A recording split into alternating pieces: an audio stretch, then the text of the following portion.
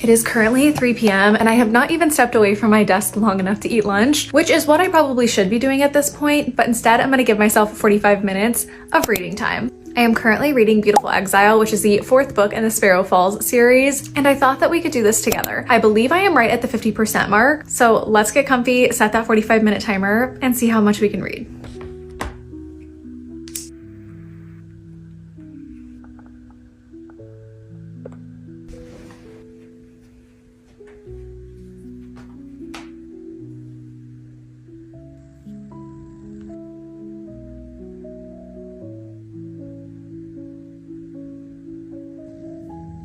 I ended up having a very quick call with my boss, but now we are back to business. I am currently on page 210. We just had our first very big plot moment where our MMC is like really trying to care for our FMC and like make sure she's okay and help her work through her feelings about what's going on. And so I feel like we're really getting somewhere. I will say though, with this particular couple, it did feel like for me with our male main character that he was invested from the moment he laid eyes on her, but almost to a point where I'm like, okay, but like, let's get to know her a little more. So not that it's feeling insta lust or insta lovey at all.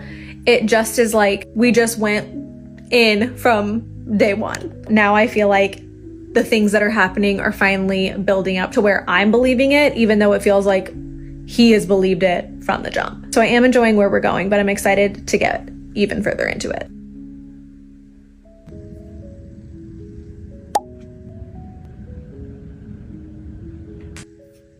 My 45 minutes is officially up. I made it to page 236, so just about 40 pages. I'm happy with that and glad to just feel like I'm making some progress in this book.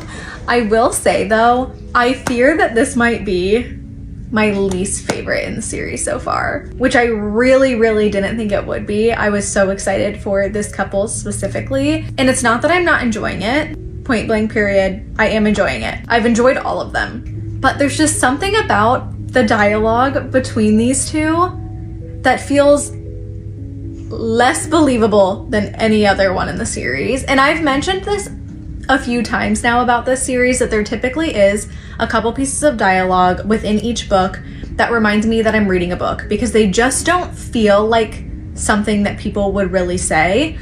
And I could be wrong. This one feels extra unbelievable to me, especially things that he says to her, which is typically, I feel like, how it goes in these books. It's always something that he's saying that feels like something a woman would write and not necessarily something a man would say. Even these like men that are written by women that we love and we feel like they actually would say those